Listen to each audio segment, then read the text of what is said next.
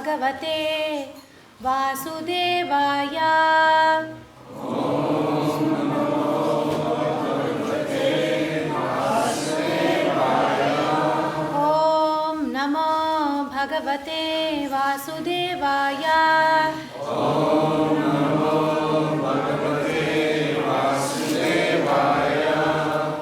Namo Bhagavate Vasudevaya. Om Namo Bhagavate Vasudevaya. Om Ajnanatimirandasya Jnananjanashalakaya Chakshurunmilitam Jena Tasmai Shri Gurave Namaha. Nama Om Vishnupadaya Krishna Prishtaya Bhutale Srimate Jayapataka Swami Niti Namine Namacharya Padaya Nitai Kripa Pradayane Gaurakata Damadaya Nagara Grama Tarine.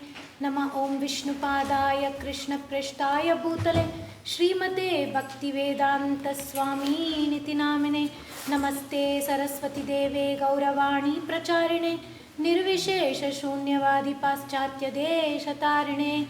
Jai Shri Krishna Chaitanya Prabhu Nityananda Shri Advaita Gadadhara Shri Vasani Gaura Bhakta Vrinda.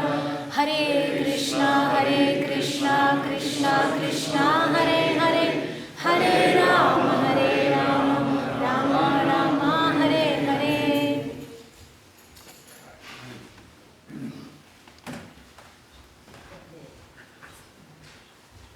So usually we ask you to switch off your phones, but today we're going to request you to look at your phone, but don't look at your social media.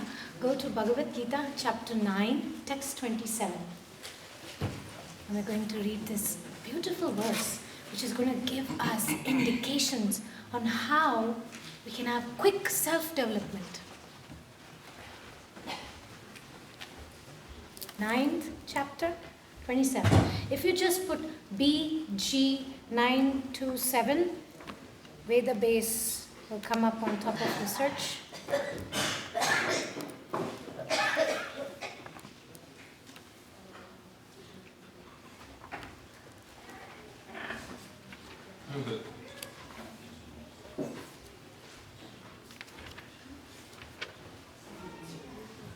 Cold morning, and you felt to get out of the house, right? Still.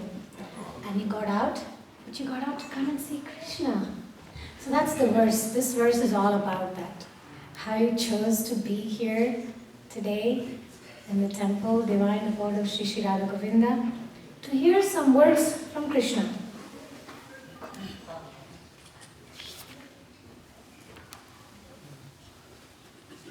So I'm going to repeat this verse, and you can repeat me if you like.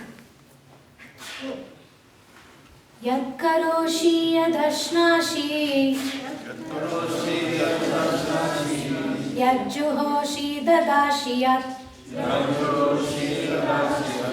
Yad tapassasvi kaunteya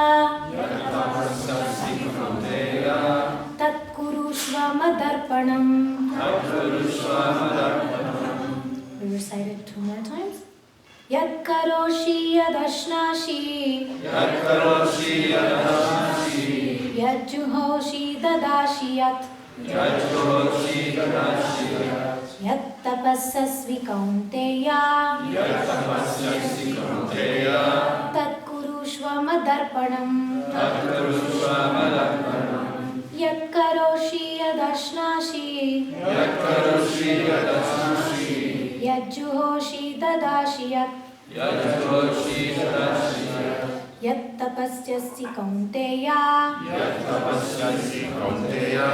Tat kurushva madarpanam. The English translation, if you like to repeat after me. Whatever you do, whatever you eat, whatever you offer, or give away, and whatever austerities you perform,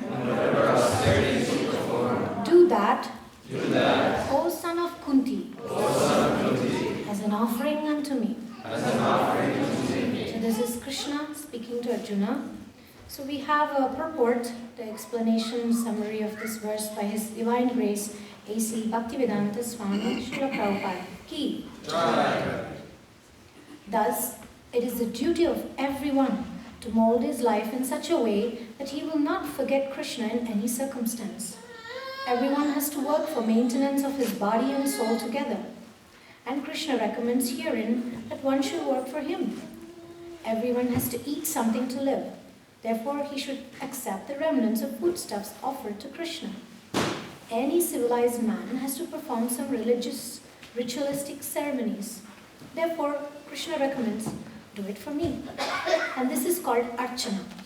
Everyone has a tendency to give something in charity. Krishna says, give it to me. And this means that all surplus money accumulated should be utilized in furthering the Krishna consciousness movement. Nowadays, people are very much inclined to the meditational process, which is not practical in this age. But if anyone practices meditating on Krishna 24 hours a day by chanting the Hare Krishna, Krishna Krishna, Hare Hare, Hare Rama, Rama Rama, Hare Hare. The Hare Krishna mantra round his beads, he is surely the greatest meditator and the greatest yogi, as substantiated by the 6th chapter of Bhagavad Gita. Srila Prabhupada Ki. Very interesting point comes here where Prabhupada says, any civilized man has to perform some religious, ritualistic ceremonies. Therefore, Krishna recommends do it for me. He makes a very clear distinction that the Krishna consciousness movement is not just a religious thing. In fact, he says whatever religious thing you perform, do it for the Lord. So this is this is a point that attracted me very much to the Krishna consciousness philosophy, that it goes beyond religion. And today I will share a few points to meditate on what this verse means in our life. So let's visualize the battlefield of Kurukshetra. Arjuna, the greatest warrior, he has won wars against the demigods, he has defeated great kings. There is no comparison to his strength. He's there with the supreme personality of Godhead, Krishna, known to be the mystic, the magician, the maker of the impossible. He is his chariot driver. And yet, having all the best weapons of the world at his axis, Arjuna is trembling. He's feeling a sense of purposelessness. How many of us have that experience, feeling purposeless? Right. So great warrior Arjuna was going through that. And it's not because he didn't have enough weapons or he didn't remember his answers to the question paper in the examination. He remembered the verses. He could access any weapon. But what was lacking was that emotional alignment to God's will, to Krishna's will. So he was struggling. He was struggling to offer. Forget about offering. He was even struggling to breathe. He was unable to hold his Gandiva, the most powerful of all weapons that existed on the surface of earth. He couldn't even hold it. The Gandiva was slipping from his hands. And it's not because he didn't have enough skills. You know, sometimes we go for applying for a job, right? And we fear that we may not have enough qualification or we may not have enough experience. That was not Arjuna's problem. He had more experience than any other warrior on that battlefield. And success rate, statistically speaking, he had won more wars than every other king present in that field. But what was happening to him? Although he didn't run out of weapons or didn't have memory loss or loss of confidence, he started worrying. What is good karma? What is bad karma? He didn't want to do bad karma. He didn't want to entangle himself into that cycle of bad and good, which is a good thing, right? It's a good thing to not want to do something we are not sure about. Now, the question comes, we have to go back a little bit into our Gita's beginning verse. If you actually see the context, the framework of the whole Mahabharata and Bhagavad Gita being spoken, it appears to be a territorial dispute. That Pandavas and Kauravas are fighting over a piece of land, right? That's actually the tip of the iceberg. That's not the real issue. It's just like, it appears to be a territorial issue. You know what was the real problem? It's the problem we all face too in our lives. It's not the issue that is a problem. It's people with issues. There were people present in this historical war who had issues. Dhritarashtra, for instance, he was the emperor at that time. He had a lot of issues. And Prabhupada says in the introduction of the Bhagavad Gita that Dhritarashtra was not only physically blind, he was actually blinded in his vision to see right and wrong, the good and the bad. He couldn't discriminate. So what did he do? He gave in to this narcissistic Duryodhana. He had his own agenda, and Dhritarashtra, because he couldn't discriminate, he fell for the tricks of Duryodhana. So the problem was not a territorial dispute. It was people with issues. That was the actual problem. So Dhritarashtra, being so confused, he is like asking Sanjaya, who's actually having a mystic view of what's happening in the battlefield. He's asking him, what does he ask him? What's the first verse? He asks, Samaveta Yuyutsava. So this is like a serious battle. You see, we are all in the battlefield of life. You know, there's a war going on constantly here. There's Arjuna and there's a Duryodhana. We wake up in the morning and the Duryodhana in us says, hey, let's go get that, this, that. And Arjuna says, wait a minute. Let's see if that's aligned to God's will and it's going to give me a permanent suffering. No? Arjuna in us says, let's face the temporary pain so we can avoid the long-term suffering. And Duryodhana says, no. He says, you know, in the Bhagavad Gita, he actually, you know what he says, right? He says, Madatye tyakta jivitaha. Look at that arrogance, right? He says, all these people assembled here, Bhishma, Drona, Pramukataha, Sarveshamsha, all these great soldiers, they've come here. Madatye tyakta jivitaha. They've come up to give up their lives for my sake. I mean, let's look introspectively. Do we take advantage of people in our lives? Do we think these people exist to serve me? Do we think that I'm the center of the universe and everything should go according to my plan?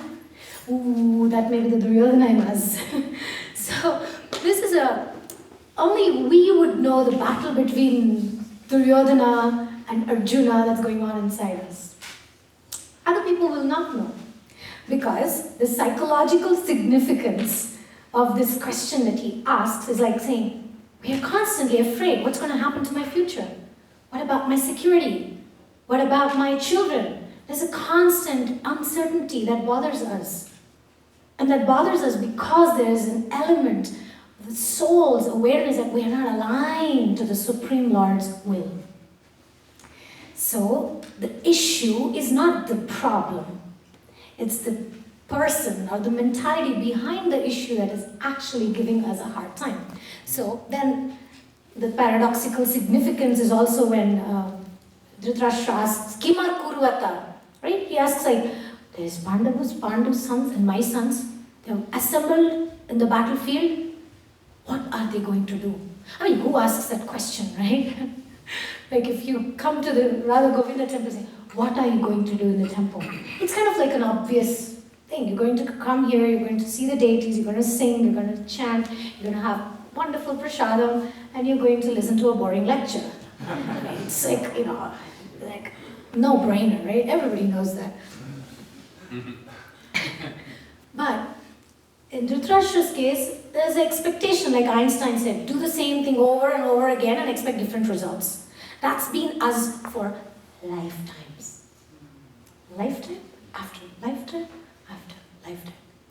Yesu kayangala kaledu 84 laksha ಜೀವರಾಶಿಯನ್ನು ದಾಟಿ ಬಂದ ಈ ಶರೀರ ತಾನಲ್ಲ ತನ್ನದಲ್ಲ ತಾನಲ್ಲ ತನ್ನದಲ್ಲ ಆಸೆ ಖರವಲ್ಲ ಮುಂದೆ ಬಾಹುದಲ್ಲ ದಾಸನಾಗು ವಿಶೇಷನಾಗು ಭವಪಾಶ This is going to be the theme of today's talk.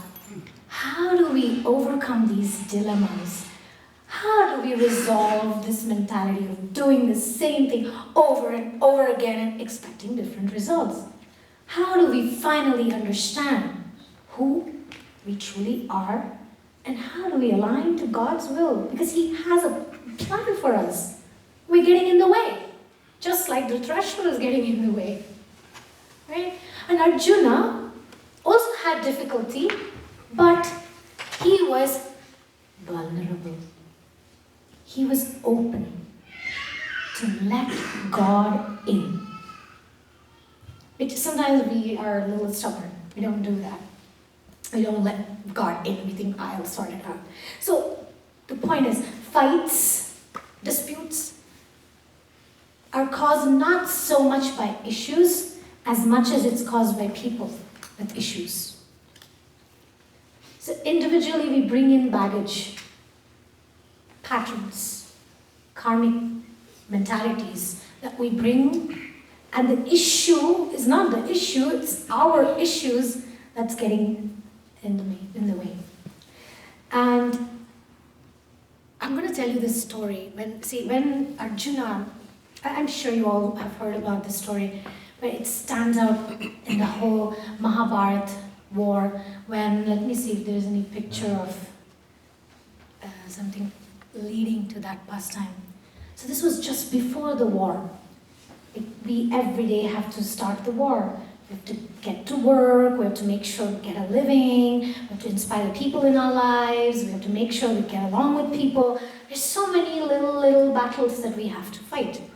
So when the Kurukshetra war was about to begin, Arjuna and Duryodhana both approached Krishna to ask help.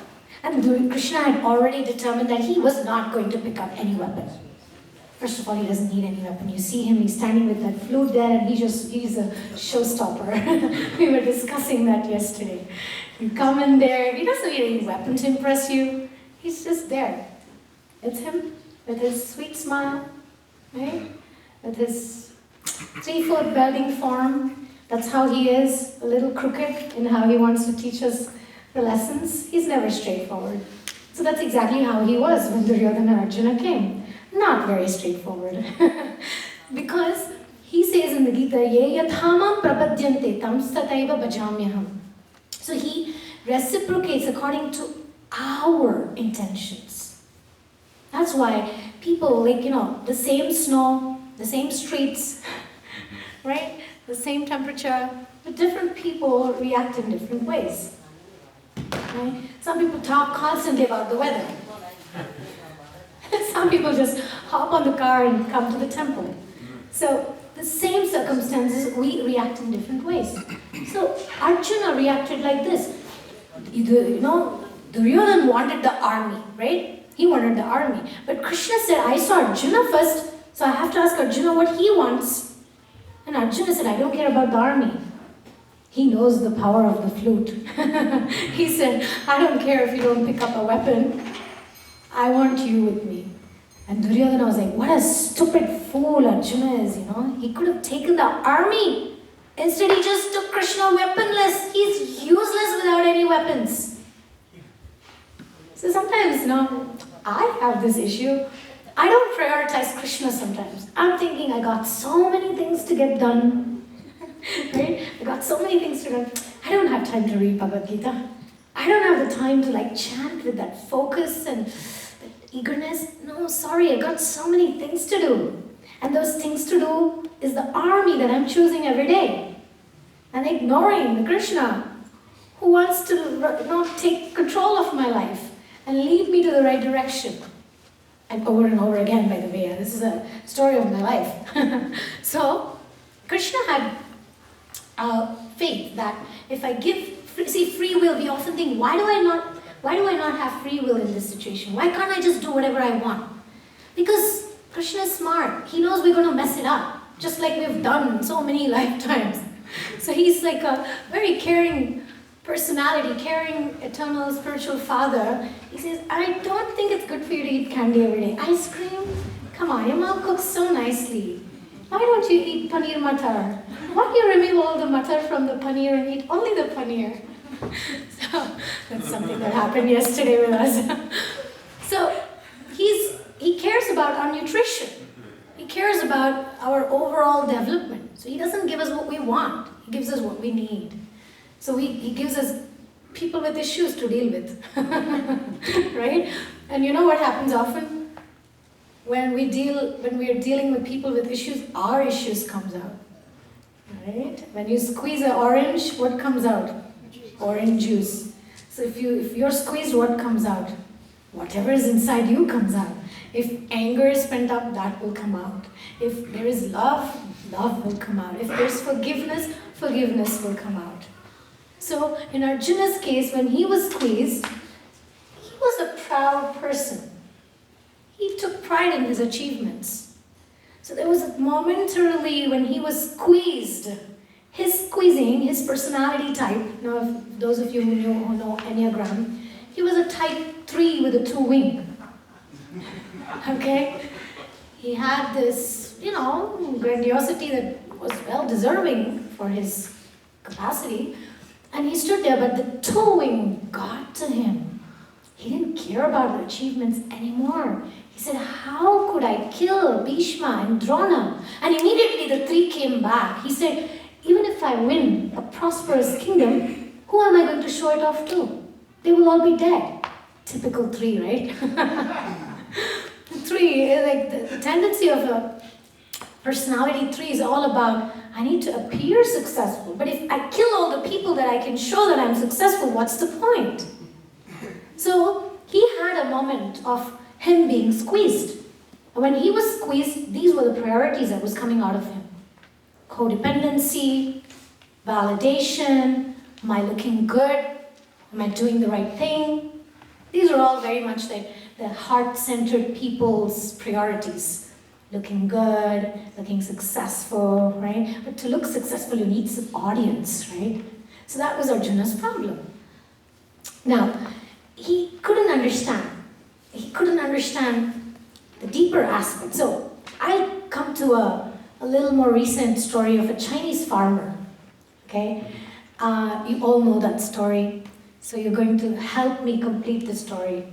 So there was a fine Chinese farmer, very wise Chinese farmer. And he had a horse, he had a son. So once he sent his son to take care of this horse, and the son was riding the horse, going along in the wild, and suddenly he found 4 other wild horses. And what did he do? He brought them home. And all the villagers, right? By the way, the Chinese farmer was not a 3. So all the villagers, they looked at the Chinese farmer and said, wow, like that, out of the blue, you got 4 wild horses? And they said, what a good karma. Very nice. And what did the Chinese farmer say? Good karma, bad karma, who knows? And then a while later, the son was training these 4 wild horses. And he fell and broke his leg. These are wild horses, they don't behave. You need to really tame them. Just like our minds, Krishna says. Our minds are like wild horses that needs to be controlled. So the son comes back, broken leg. And what do the village people say? Such bad karma, very bad, very bad. Very bad, very sad. And what did the Chinese farmer say? Good karma, bad karma, who knows? And then a while later, the army was recruiting soldiers. So they come to the village and they look for able men. They come to the house, they see this boy, potential able man, but he has a broken leg. So they let him go. They don't recruit him. What do the villagers say? Wow, what a good karma. Very nice. You escaped. And what does the Chinese farmer say? Bad karma, good karma. Who knows? You see, she learned so quickly. That's kind of the story of our lives too. Something happens and we go, Krishna, why did you let it happen? Or we usually blame ourselves if we are a little bit in that Arjuna mentality. Kartaham iti manyate. So Arjuna was thinking, I am fighting. I am the decision maker. I am the doer. Are we? Let's look back at our lives. And determine if we are or not. But everything is destiny, everything is fate. Is it? Why don't you go to the temple? Why don't you chant? Why don't you understand yourself through Gita? Well, I'm not inspired, right? I'm not the doer. See? Krishna has to do it for me. I mean, very convenient excuse we can always use, right? We can use whatever we want. We can use any verse of this Gita to support our mind. We can use any of the verses here to support our consciousness. The choice is there. The choice is something like the Chinese farmer, you could say, how he saw it. And Mahabharata says that certain pranabdha karma is like a calf that will find the cow amidst 100 cows. It'll find you. You cannot escape. Happen sometimes to us? Karma chasing us? So that's like a calf finding the cow. So I'll give you this example. It's like taking a flight from Denver to Houston. So in that flight, there are some things you cannot change once the flight takes off. Okay? You cannot change the pilot. You cannot say, I want a different pilot. Please, somebody else. Can you fly that? You cannot change the, what do you call them? The air hostess, what do you call them? Yeah. You cannot tell them, excuse me, I don't like your face, can you send someone else? You cannot change the seats. You cannot say, I don't like the color of these seats, can you change it? You cannot do those things. You cannot change the menu. But what you're going to do in that, 3 hours, 4 hours flight? Less, okay. So less than 3 hours. What you're going to do on that flight is not predetermined. See, you could make friends with a fellow passenger and maybe make a business deal. Or you may give a Bhagavad Gita, right? And explain the conversation between Krishna and Arjuna. Or somebody could steal from the fellow passenger when they are trying to take a nap, and when you end in Houston, you'll end up in the prison, right? That was not predetermined when you boarded the flight, right? So, similarly, there are people in life that end up in prison. And they come out of the prison having a master's degree. They come out more educated because they spend time in the library studying. And there are some others in the same prison. They associate with criminals and become more criminal. They enhance those tendencies and patterns. And when they come out of the prison, they join another gang and continue their criminal activities.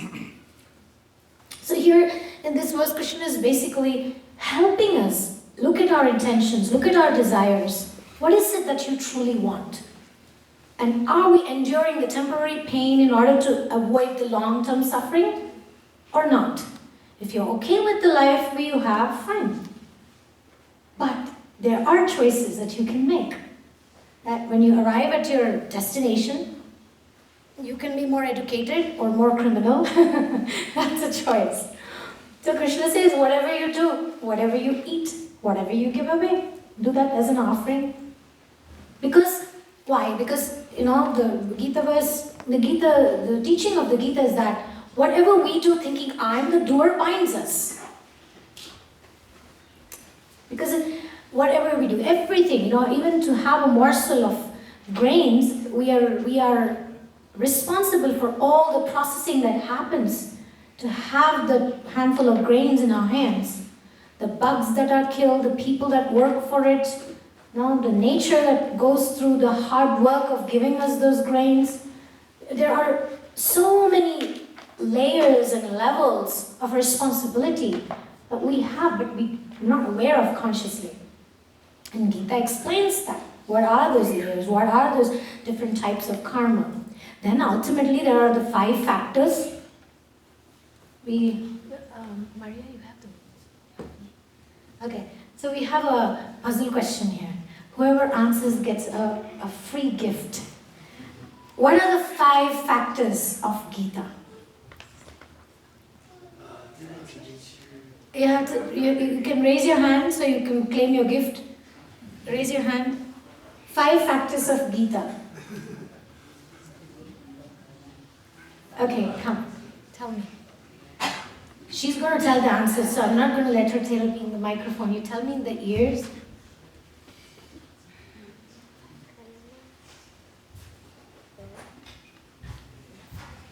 Okay, thank you. Let's give her a hand. I can't reveal the answers because she's going to give you the clue. Okay, can we have, what's your name please? Mauro. Mauro. Mauro is going to tell us the 5 subjects of Gita. There's no other hand, so I'm going to give him the mic. Is it okay? And what's your name? Akira. You're definitely getting a gift. I know at least 3 of them. Okay. There's Krishna, there's cause and effect, there's the doer, the personality, and there's 2 more. Okay. Not bad. Let's give him a big hand. Oh, please, come back, Mauro. Please come back. We have a gift for you. There you go. Whoa, that's my favorite book, The Teachings of Lord Chaitanya. Enjoy. And please come. Give her, you can choose, give her the choice between those, and she can choose any book that she wants.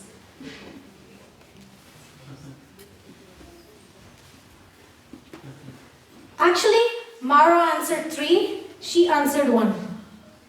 And we have 1 more. So who can say all 5? Yeah. Loud, yes, he said that. Krishna Ishwar. Prakriti, nature. Jiva. Time, yes. Karma, Evo.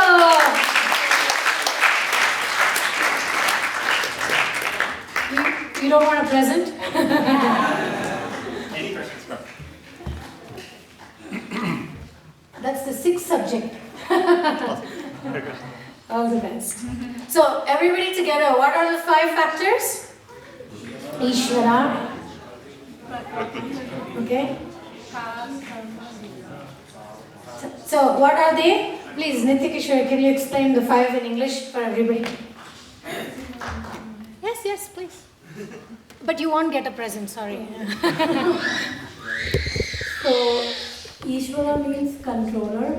So, there can be many Ishvaras. We also try to be mini controllers, but there is only one Param Ishvara, that is Supreme Lord Krishna himself, and that Brahma said in Brahma Samhita, Ishvara Parama Krishna, Sachidanand Vigraha, Anadi Radhe Govinda, Sarv Karana Karana. So, he is the Param Ishwar. He is the Param controller. Means controller of all controllers. And then Jiva, we are the Shakti, or we are the energy of Krishna only. And then Prakriti is this material world. And then Kal is time, and Karma, which Mataji is talking about. So which we actions and reactions. Thank you. Jai Hari. Very much, Nityakishore. So the question comes, how do we transcend karma? Oh. Good karma, bad karma? Who knows? So there is this good karma, bad karma. Some of us have more good karma and less bad karma. You know, we get more or less things that we want in life and facilities are met. Some of us have more bad karma and little less good karma, right? But the creation works like this. The 5 factors of Bhagavad Gita, the secret, okay? Today I'm going to tell you a secret. When you're enjoying, having a good time, spending your vacation on the best place, and you're having good food, and all the people in your life are behaving the way you want, what's happening is the good karma is reducing. You know, you have a bank account of good karma, bad karma, right? But every time you're enjoying, every time things are coming your way, and you're feeling pleasure, and when I'm thinking I'm the doer, I got my promotion, I got a raise, I got a new car, I got a new home, I got such cute kids. Basically, we're finishing off this good karma. And every time we're struggling, we have conflicts, people hate us. Whatever we do, we're not getting enough results. And physical ailments and problems. Actually, we're clearing out debts. We're paying back whatever it is that... So, the goal is not to increase this. By the way, these two are separate accounts, you know. It's not that by increasing your good karma, your bad karma will decrease. The bad karma remains until you go through the lessons, you go through the suffering voluntarily, it'll come to us, it'll bite us.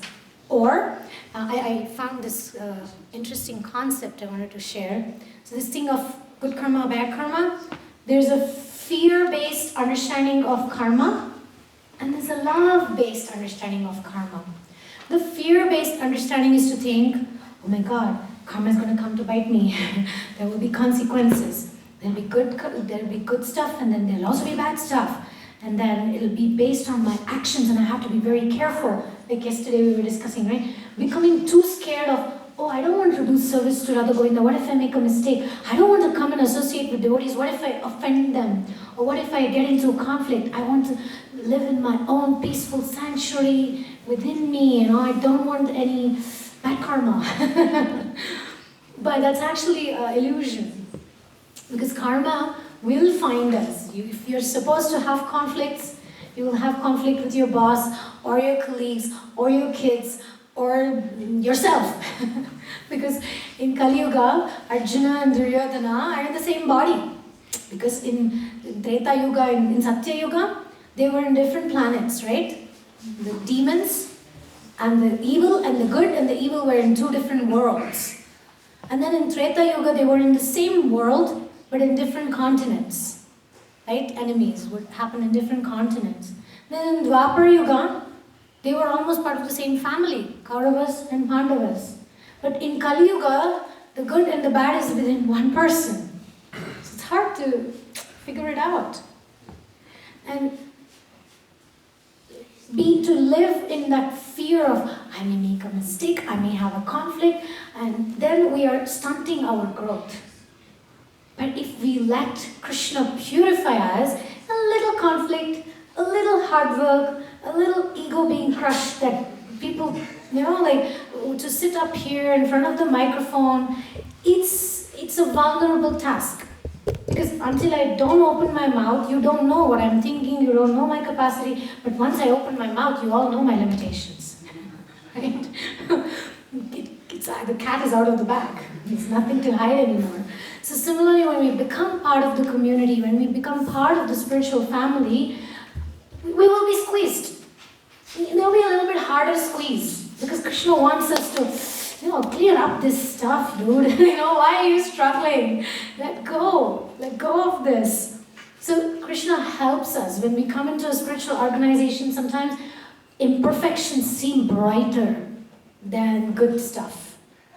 But if we can have this mentality of Arjuna, you know, the love-based understanding of karma, to see it as a gift. That moment when Arjuna collapsed, is it bad or good?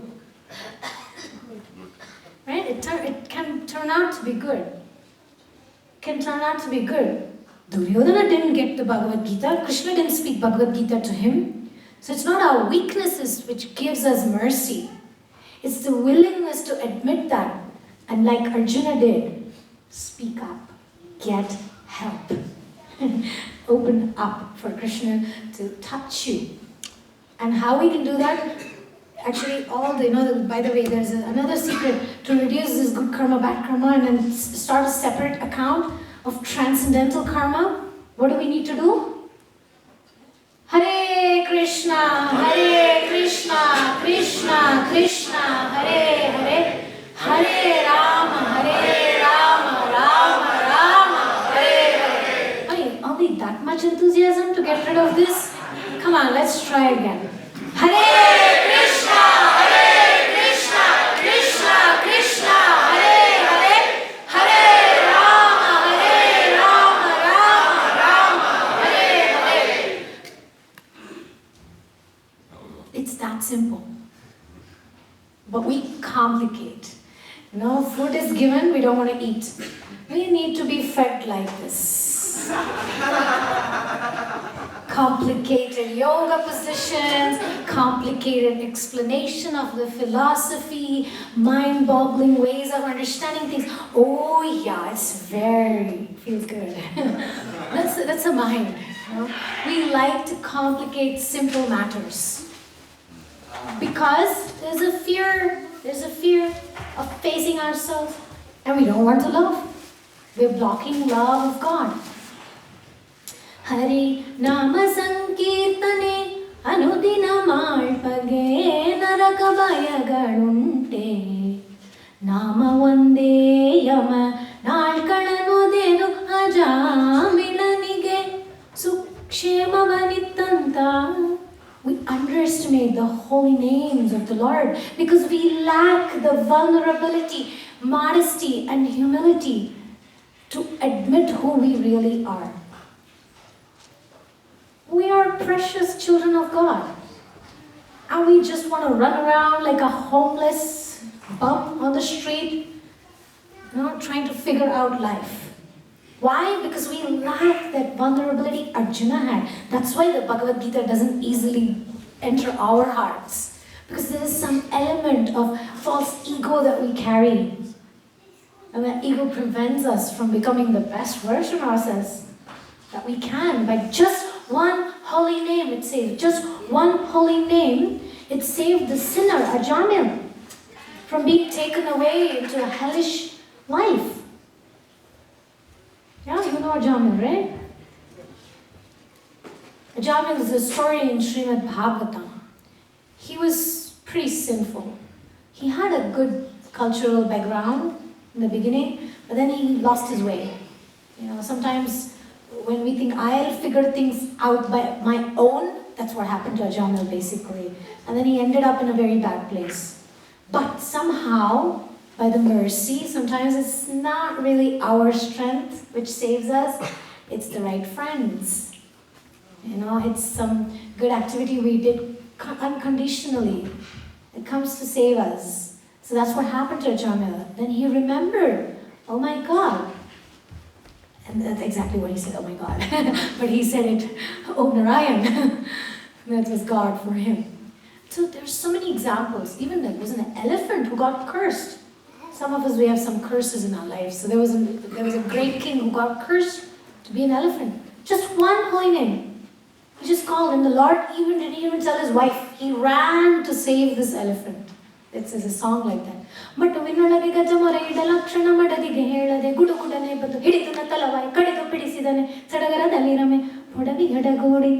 That's Govinda. So Govinda, he didn't even tell his wife. He was so eager that finally this soul, who was in the form of an elephant, Gajendra, he called out to me. He gave up his false ego. He stopped figuring it out on his own. And he called. And then the Lord came running to help him. Another story is Draupadi. It doesn't matter what kind of difficulty we are in. She was in great difficulty. She was being disrobed in an assembly of great kings and everybody in the assembly of a king, emperor. And she tried her best to hold on to her sari. She tried crying out to every member in that room.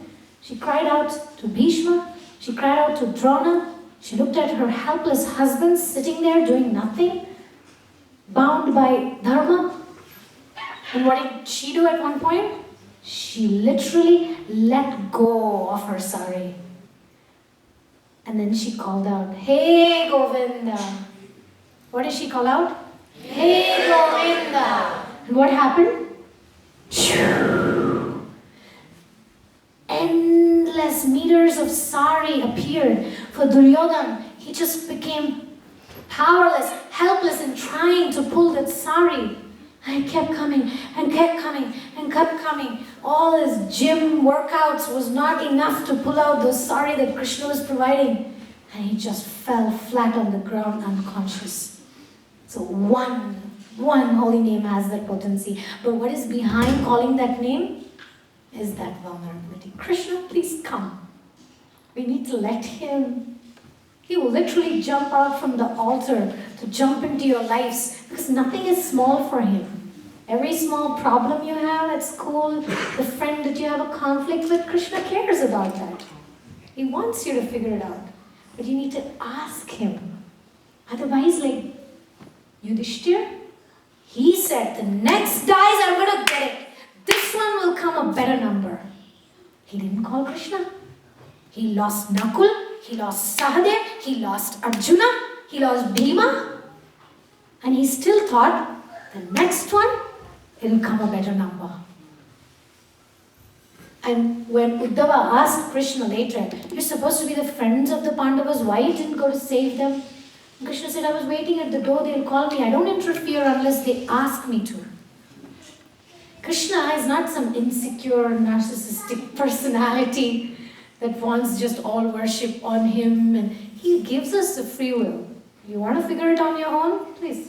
You want to be a bum on the street and go around in minus 20 degrees? Okay, I'll wait for you. Call me. I'll remind you that you're Akhilanda Koti Brahmanda Nayaka. He's not, nobody. He may look like this cowherd boy with a peacock feather in his head and a soft flute attracting all the animals and the gopis and the Brijbasis. Looks like a simple, cool dude. But he's the Akhilanda Koti Brahmanda Nayaka. These days, who doesn't have a mobile phone? They are the kings. Because it's hard to reach them, right? Anybody who has a phone is just a normal, ordinary person. You can get them anytime. So Krishna is something like that. It's hard to catch him. He doesn't have a mobile phone. Where you can catch him through the holy names. So these are some points. One important secret is this. If you want to destroy all the karma, there is one meditation that is proved to be very powerful, both for the yogis and transcendentalists who know the mystic meanings of Krishna's form, Krishna's quality. You know, on his lotus feet, see, we all have our hands. I studied palmistry, so we all have lines, right? When you look at the neighbor's hand, it's a different texture, it's a different consistency. So the length of the fingers are different. You know, everybody's like a unique impression. And no wonder the government takes out thumb impressions, because there's no other like yours. When they reveal lifetimes of stories, right? Each line, each mount has a story to tell about our existence. And Krishna was born with certain symbols on his feet, on his hands. And there's a special, like, you know, we look at our lines and say, oh, you have this wealth line, you're going to become a very successful businessman. Oh, you have this line of a savior, preacher, you're going to become a great missionary, right? We have all these symbols that indicate our karma. So Krishna has many symbols in his lotus feet. And there is one symbol. It's the thunderbolt. Okay, it's a beautiful thunderbolt. If you can go Google Krishna's lotus feet symbols. And that thunderbolt, because he was born with special symbols, not just lines like ours, he has special symbols, right? We also have symbols when you take a lens to look, you know, you'll have different symbols, you know, there are shapes of there are triangles, there are conch shell, there's diamond, there's a square, in different mounts it means different things. So for Krishna there is a thunderbolt, which means he has the capacity to destroy all the bad karma of somebody who calls him out with a heart filled with love. ಬೆಟ್ಟದಂತ ಪಾಪವನ್ನು ಹೊತ್ತಿರುವೆ ನಾನು ಅದ ಸುಟ್ಟು ಬಿಡು ಸುಟ್ಟು ಬಿಡು ಸುಟ್ಟು ಬಿಡು ಪುರಂದರ ವಿಠಲಯ್ಯ ನೀನು. We are carrying mountains and mountains and mountains of sins, which is causing all these patterns of bad karma, which is ingrained in our subconscious mind. And when we say destroying sins, it's not just actions that we perform. He has the capacity to destroy the mentality to commit nonsense. Because you can get away from the police, but what about the karma police? The karma police is ingrained in your brain, and you're going to repeat it again. That's why people are put in prison, so they don't repeat the pattern.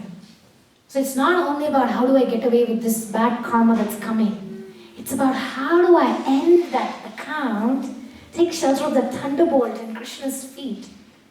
Means you have to perform some menial service. Let go of the ego and get along with people that you don't like sometimes. Be of service instead of wanting to receive service. See the examples of those who offer service. There are devotees who come every day here cooking for the deities. Oh, Krishna loves food, he loves food. It's nothing for him to say, okay, I'm going to clear out the accounts of this person. And so many services. In India, I live in Mayapur. Okay, it's on the banks of River Ganga. It's in east of India. It's a beautiful place. We have our world headquarters there. We have Radha Madhava deities. Yeah, Mayapur. And we have an international community there. And we fight for service. I want to go and do the garlands for the deity, and there's another lady who wants to do it too. And it's a competition. When we finally made peace, you do it twice a week, I do it twice a week. Let's give a chance to somebody else also to do it. So we kind of, there's always some tension, because the 1 week you miss it, the next week the person will say, you were irresponsible the last week, this time I'm going to do it. So there's constant competition, there's conflict, because everybody wants to do it. So when I came here, and I noticed that the mood is different here. There is not that eagerness. And I was like, why is that? Probably because people who come and live in Mayapur, they really come because of wanting to serve the Lord. They really want to do that self-development. So there's that eagerness. Even to wash pots, there's a service of washing after the arti, and there's a line of people. There's a waiting list, and if you miss the waiting list, you're back to 52 again. So you have to be so alert to be able to. So there's a consciousness when we reach the Lord. Whoa, we become empowered. You're not a doer anymore. You become an instrument. And what can an instrument do? Srila Prabhupada, in his advanced age, he built 108 temples around the world. He convinced Westerners who were hippies addicted to cocaine and drugs and all kinds of nonsense. And he was empowered because he wasn't thinking, I am going to. You know what he said? He wrote this poem in the ship when he was traveling. By the way, he didn't even come by airplane, okay? He was actually on a cargo ship. And he suffered 2 heart attacks on the way to get to America. And to make this a holy place. So this United States of America, where Prabhupada visited, it became a holy place. Because he brought in the secret to align to God's will. So we can actually be really happy.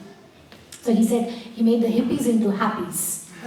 So he says to the Lord, his mood was, if you brought me here to dance, make me dance like a puppet in your hands. So he wrote this poem to Krishna, and one of these lines is that I'm an instrument. An instrument can do unlimited things. Right? I mean, a knife is not thinking in the kitchen, am I going to cook this sabji perfectly? It doesn't think. It just becomes open for service. So I'm sure those of you who come here and offer service, you have that experience. When you're used as an instrument and the mercy flows through you. And when the mercy has to flow through you, the nonsense has to get out. Because Krishna doesn't use everyone. And you need to be lucky, you need to be open enough. And it's not so much about purity as much as it is about vulnerability. He cares more about who is sincere than who is whatever, up straight and I'm very clean and I wake up every day at this time, I do my meditations. He doesn't care about that. He cares about your intention. It's Bhavagrahi Janardana. So he looks, what is our intention? So with this, I will pause here, and if anybody has any comments, questions.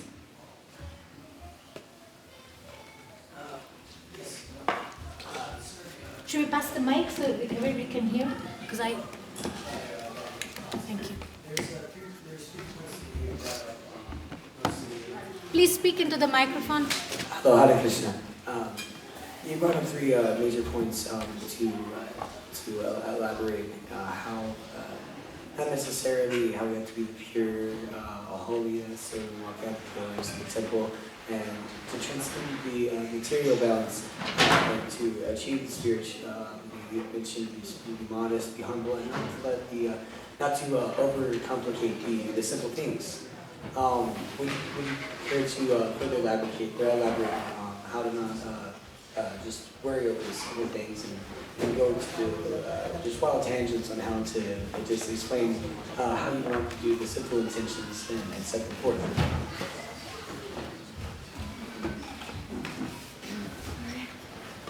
Do you want me to complicate the simple part? Actually, Srila Prabhupada said, it's very simple. Chant, dance, and eat prasadam, and be happy, right? But of course, there's also, we call out to the Lord gives us mercy, but then it's up to us. Do we introspect, or do we keep pointing fingers at everybody saying it's their fault and it's their fault and it's their fault, and not realize that the fingers are pointing at us? So there's an element of openness, introspection. I would add to chant, dance, and have prasadam, and be happy. So the element of introspection that I may not be right. I may not be right. You know, I often say, for those who grew up in America, the tendency is more like, I can do. Kataham niti manyate, it comes naturally.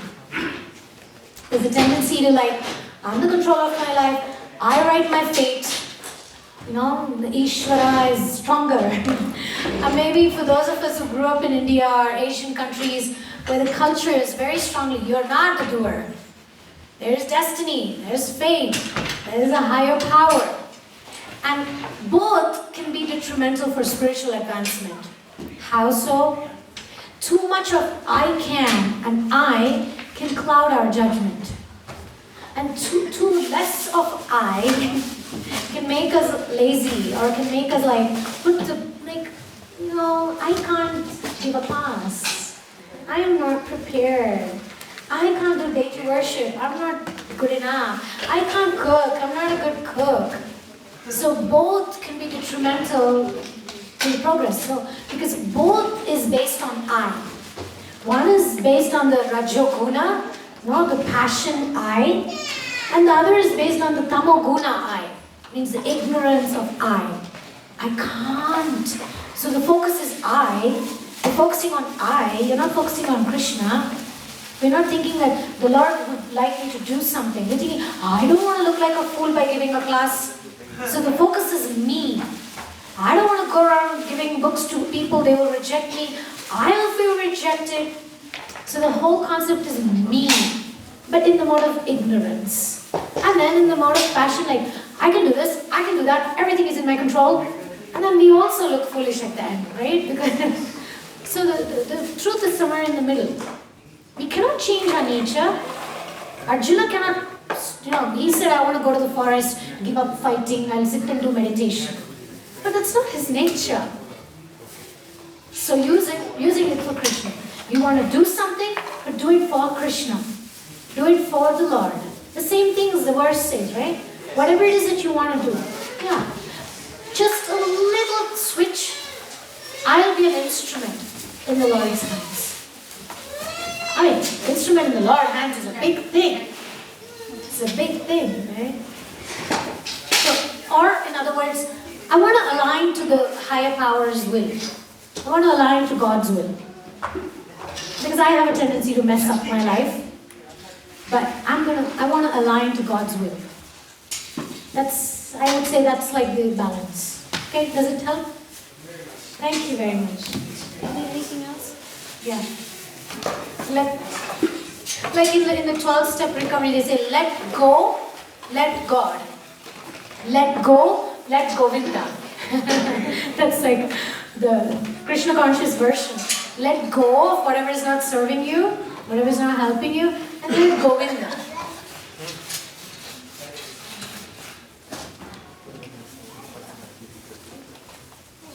So let's show